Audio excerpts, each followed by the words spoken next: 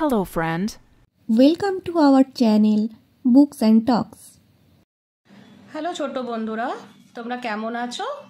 আশা করি তোমরা সবাই ভালো আছো।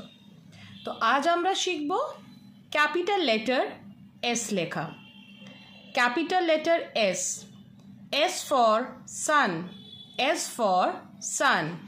তো ক্যাপিটাল লেটার এস লিখতে গেলে আমরা কি ইউজ করছি না, দুটো কার্ভ, একটা এইভাবে আর একটা এইভাবে, দুটো কার্ভকে আমরা জয়েন করে ক্যাপিটাল লেটার এস লিখছি। তাহলে চলো দেখি কেমন করে লিখছি আমরা, এবার তোমরাও আমাদের সাথে সাথে দেখো।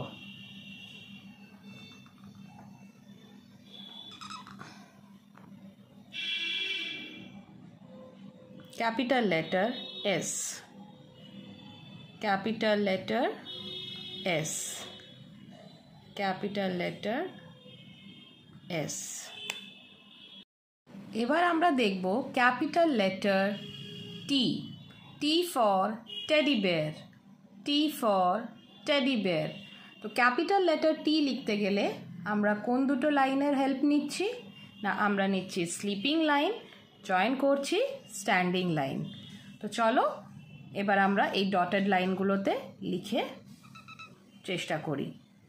Sleeping line, standing line, capital letter টি, sleeping line, standing line, sleeping line, standing line, sleeping line, standing line, sleeping line and standing line, capital letter টি। আমরা দেখব ক্যাপিটাল লেটার ইউ লেখা। Capital letter U, U for umbrella, U for umbrella. তো এখানে আমরা কার্ভের use করছি, but পুরোটা যেভাবে আমরা কার্ভ করি সেরকম নয়, হাফ একটু করে কার্ভ করে জয়েন করছি। তো সেটা দেখো ডটেড লাইনে আমরা কিভাবে লিখছি।